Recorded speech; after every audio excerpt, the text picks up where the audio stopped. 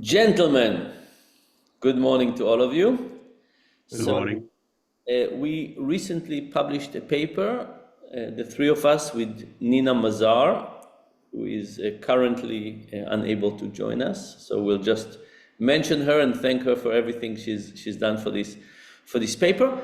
But before we jump to the paper, maybe you can each describe yourself briefly, name, and what are you currently interested in. Yuval, do you want to start? Sure. So my name is Yuval Feldman. I'm at Professor of Law in Bar Ilan. I'm kind of focusing only on behavioral and empirical analysis of regulation, compliance, and ethic. Currently finishing a book. It's called Can the Public Be Trusted? And very much enjoyed working with you guys on this project, which is somewhat related. So before we jump to Eyal, can the public be trusted? What's the answer? Give us. Well, since I wanted the book to be a bit longer, so the answer is it depends on I, obviously many factors. And by the way, I gave my last book, the one on misbelief, to ChatGPT and asked it to summarize it in one word. It was it was empathy. So when you finish the book, let's do the same thing and Interesting. okay, let's see what ChatGPT says about we'll try. your book. But obviously, the issue is it depends. Eyal, Hi, my name is Eyal Pe'er. I'm an associate professor at the School of Public Policy at the Hebrew University of Jerusalem. I'm a social psychologist, studying decision making and mostly interested in how to shape public policy to help people make better decisions for themselves and for society at large. very good. And the paper we did this time were about commitment for ethics. Right. Uh, so maybe before we jump to the paper, Yuval, do you want to say something more general about why is this an interesting topic for a legal scholar and more generally? Well, I think increasingly regulators, and state, public policy, and policymakers want to be able, and I think we've seen it in COVID, we see it in various contexts, want to uh, lead to a behavioral change with less focus on coercion, with less focus on monitoring and sanctions, because we recognize it carries a lot of problems. And I think kind of behavioral public policy maybe is an area now looking for various ways through which it is possible to change the behavior, maybe even the attitudes of people using less coercive measures. Uh, Overall, research suggests it might increase social capital, it might increase trust in society. We might live in a much better, more just society if people were committed to behave ethically rather than police officers running after them, trying to cause them to behave in a certain way. And I think this project is very much an attempt to examine to what extent is it really possible, other behavioral and mental processes through which we can uh, get people to be more committed to behave in a certain way. And of course, there are many questions, behave in what way? Is it a general thing, more specific? Is it for every legal doctrine, we will need its own commitment devices? But I think in this realm, I think it's super important, and any advancement we can make and trying to make it more kind of sustainable rather than just kind of some kind of a short-term episode, but a real change based on such instruments, I think will be very beneficial. Very good. So Eyal, to you, you were the lead author on this paper and did an amazing job. So what overall did we learn? Yeah. Thank you. And first of all, thank you for doing this. And thank you guys for great collaboration on this project. Also, thanks again to Nina, who was very instrumental in all the project stages. So as Yuval said, we're basically interested in the effectiveness of non-coercive measures, or sometimes they're called soft regulation measures.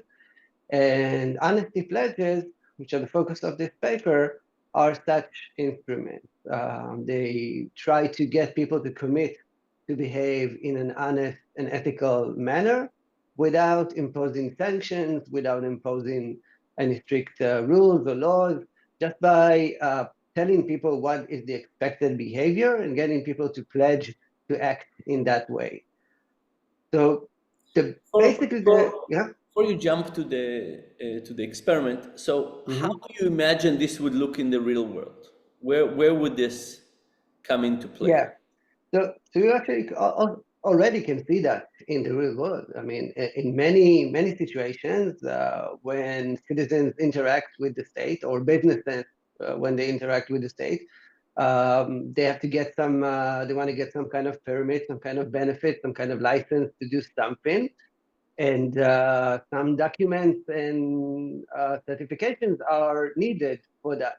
And the state sometimes doesn't have the ability to get all the hard approvals before they can issue the permit, and sometimes they don't want to because it's a lot of burden to do that. So, for example, when a business applies for a permit, they can either wait for an inspector to come and see whether they did all the regulations and adhere to all of the rules, or they can ask the business to pledge to basically state that they are following that they know and follow all the regulations, and based on that, get a permit. And if afterwards they get audited and it's found that they actually did not meet the regulations, then they are looking at sanctions and fines, obviously.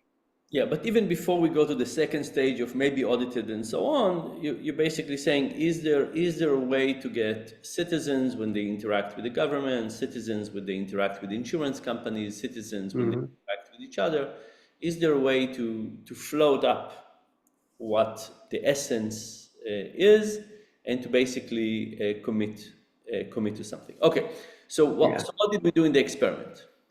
Yeah, so in the experiments, we try to simulate this kind of situation. And when you think about this situation, it basically has several components. One component is that a person is uh, trying to achieve some kind of goal, is trying to get something done. In our experiment, it was a simple math task that you and others have used in the past to solve a matrix of numbers and to get a reward by solving the numbers. So basically, participants had to went through a series of problems, 10 or 15 problems in different experiments, and they were asked to solve as many as they can. And they were promised a reward for each problem that they solved. So So this people are incentivizing to solve as many problems as possible. Exactly. Yeah, exactly. So that kind of stimulates what goes on in the real world, where the better you perform, the higher the reward that you get. So that was the control condition, where people basically got paid for as many correct answers that they actually gave. And then we added, like is customary in many dishonesty studies like you did and others in the past, we added another condition where we did not ask people to provide the actual solution for each problem. They were only asked to self-report whether they found the solution or not. And they got a reward based on that self-report. So here there's a double incentive, an incentive to perform better, but also an incentive to sometimes cheat, sometimes say that you actually solve the matrix without really solving it. So this, up until now, this is like the basic design of a dishonesty study. You want to see whether people, when given an incentive to cheat, whether they actually cheat and to what degree. But our focus And was to add, yeah, what is sorry? the general result? And what is the general result? So in the basic experiments, we found that generally people solve like 30% of the problem they are when they have to provide the actual solution. When they cheat, it goes up to somewhere between 45 to 60% of the problem. So they increase their earnings by 50% to 100% more than what they got in the control condition. And very few people cheat the whole way. Lots of people cheat some. Replicating previous findings. Very few people say they solve all the problems. Most of the people just add a few problems to the average of the control Okay. condition. So we have this initial increase, and that's our basics. And Yeah, now there's a question whether honesty pledges can basically dampen this over reporting. yeah. So we call this kind of the basic cheating gap, right? It's the difference between when you have an incentive to cheat or when you don't or you can't. So in the additional conditions, we added a pledge. This was an honesty pledge that people had to read and also in some conditions had to copy it, meaning that they had to retype the language, the phrasing of the text into an open text box. We did that in order to increase people's involvement with the pledge. We found that when people have to actually do this honesty pledge before they do the test, their cheating reduces considerably. In some conditions, up to the point that it's not significantly different from the control condition.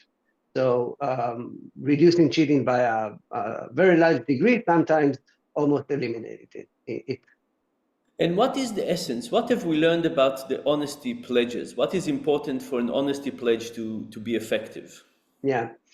So indeed, in a previous paper that Yuval and I had, we already did that, and we showed that the pledges are effective. But in this paper that we did, all four of us, I think our focus was indeed on that question: what makes the pledge effective? And we focused on two factors that we thought, or based on the literature and previous studies, we thought that could be important. The first factor is the role of identification. That also comes from the real world. When you have to state your honesty, you have to identify. It's a measure of enforceability. Afterwards, you'll be able, the authorities can go after you and say, you signed here, therefore you are accountable, and etc. So that was the first factor. The second factor, which is more behavioral, I think, is the role of involvement. Getting people to actually take the pledge with in high engagement mode. I think, and based on, again, studies in different domains, we know that when people are prompted to be more engaged, then there's a higher effect, a higher potential that this will affect their behavior. And we stimulated this engagement, like I said before, by having people copy the text of the pledge. And we indeed showed that that made people spend more time on Copy, the page. you mean Yeah, yeah, typing the pledge. yeah. Typing the pledge obviously took people more time, and that means that they are more had to put in more effort in that. And also in the couple of studies that we had in the paper, we also asked people to recall the text of the pledge afterwards. And we saw a huge difference between when people had to type the pledge versus when they only had to check a box saying that they agree with the pledge. People, if I remember correctly, was about 50% of people in the check the box option did not recall the text of the pledge. They came up with different phrases, different sentences that had very low relationship with what was actually written. But the people in the copy condition, where they had to retype the pledge, almost all of them recalled the text of the pledge very, very good. So we know that it actually resonated, that they were actually engaged with it. And psychologically, it would make a lot of sense that you have to be engaged with the pledge. If we think of it as a moral prime, how could it, if you're not focusing on it and thinking about it, how could it possibly work? So, Right. if you were going to design now, let's say we have, there's a lot of rules about making things accessible to people with disabilities. Very tough rules. There are many types of disabilities. Very hard for small businesses to actually abide by all the rules because there's so many of them. If you were going to design, based on what you know now, the ultimate pledge for small businesses to adhere to all of these very difficult, complex rules, what would it be? Yeah, What would you use to design it? yeah. So I want to add, as a reply to that, to this question, I think it would be good to also mention another study that we were all also involved now, the mega study about honesty pledges that involved about 44 researchers from around the world, 20,000 something participants, etc. And there were and 20 different phrasings of pledges. And the pledge that was most effective, it was actually Yuval's suggestion, was to include the specific behavior that you're expecting people to do in the pledge. That was most effective in reducing dishonesty in that mega study. And I think it also relates to our findings in increasing engagement. Personally, I think that what's going on here is maybe something additional to the moral priming that you mentioned before. I think that what happens now is that the pledge reduces ambiguity. When people are put in an ambiguous setting, that the rules can be interpreted in different ways, that gives them some kind of justification to cheat. In retrospect, they can say, okay, that wasn't very clear, so I did what I thought was right. It just happened that it was in my best interest, but the rules were not clear. So if you make the rules clear, and I think a good pledge, that's what it's supposed to do. I think that should be its main target. Its main goal is to make the rules very, very specific and very non-ambiguous, so people cannot interpret them in ways that would lead them to cheat and lead them to not abide with the rules. Very good. So you want high engagement, specific. Um, Anything else that you would want from a pledge? I think the most important thing is the timing of the pledge. We've seen, and there were studies that you and others were also involved in the past, that first that there was a thinking that just putting a signature above at the top of the form can be enough, and that was really promising. That's very good for public policy. But afterwards, findings have shown that actually that doesn't replicate very well. And I think that's mostly because of the timing issue. There's not enough timing difference between signing at the top of the form and filling it out.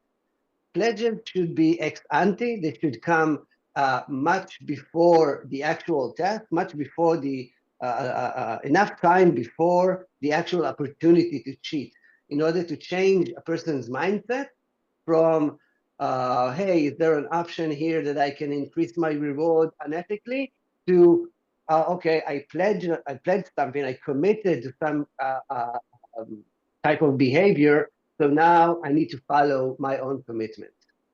Yeah. So there are two forces there. One is that if the pledge can actually change behavior, then you want the pledge to be early on, so it has a chance. Exactly.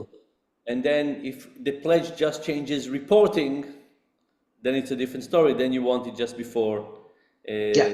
the reporting. So, for example, when the UK government did something on taxes, they didn't want to do it way in advance because by the time people got to down in the form, it was after the tax were done. But you're saying that many behaviors, we want to change the behavior and not just the reporting. And those are two. Right. Yeah. You want to prevent cheating, not just make people report that they did not cheat. Yeah. Very good. Last question. There was in the US recently a call, actually a suggestion of a law to put the Ten Commandments on different places in schools. Really? Yes. What do you think? Will this have any effect on ethics? Yuval, maybe you take this one. Yeah, so you put me in a conflict between my religious beliefs and my scientific beliefs, but actually I think that I'm not sure to what extent the Ten Commandments are aligned enough with the challenges that kids at school face, in a sense that I mean, not to mention, half of them are related to God, but even those related to other people, Like the if you think adultery, of, I'm sorry? like the adultery one. Yeah, so, but even those are related to, kind of ethics in a sense. I would think that actually adopting the Ten Commandments to more rules which are related to their daily life, what are the, I don't know, the types of bullying or the types of how to behave in the courtyard or in the basketball or whatever. Rules which are related to that, I think, are might be more effective, especially in line of what we just talked about, how to reduce ambiguity and try to make clear expectation, not just kind of general be good. Uh, Furthermore, and this is something I wanted to add to what Eyal said in terms of policy, I think, think about contracts, right? I mean, to some Before you extent, go, modern life, before you go to this, I want to mention one other thing about the Ten Commandments on the wall is that it has zero engagement. right? So from our results, it's unlikely to work because just seeing something and after a while you'll get used to it, or you'll be like not paying attention. But sorry, I was interrupting. Go No, ahead. I think what's happening, to kind of reduce costs, contracts which used to be something that a person actually engaged in and thought, I want to have this apartment in this date with these conditions under this contractor with those materials. Everything became very kind of industrialized, mechanic, and especially I think even now with algorithmics and ChatGPT, you just click.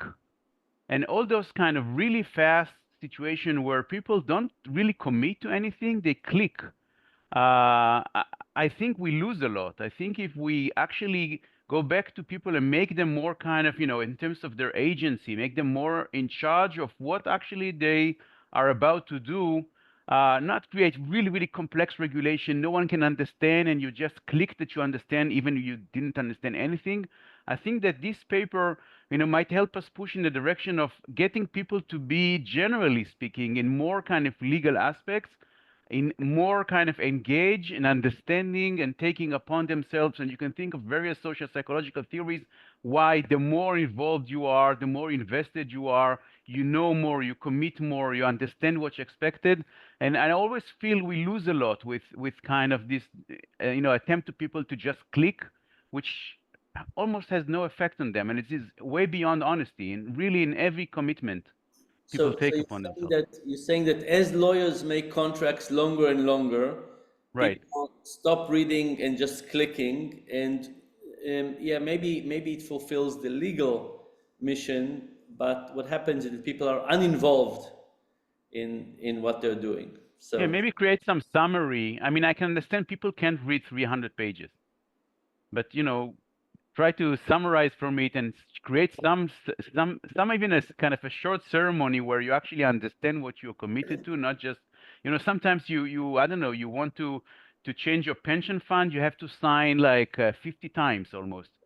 And it's meaningless because if you sign 50 times, you as if you didn't never signed anything. yeah. Well, I'm happy that you're the one who are going to take this challenge with lawyers. But I think it's a very important point is to say, what are the things in life in general, not just about honesty, that pledges or writing is really an indication of are we involved?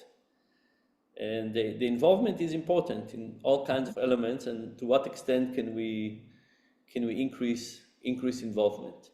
I had a chat with somebody about democracy, and he said that in democracy we think we're involved because we vote once every 4 years, but we actually don't take responsibility. We give responsibility. We push responsibility away. And he said real democracy needs to be one when we take on responsibility and get more involved. Right. Very good. Gentlemen, thank you so much for this lovely collaboration and the paper and the results and the discussion. It was a delightful experience. I learned a lot from it, and thanks again for everything. Same here. Thank you so much. It was great. Thank you very much.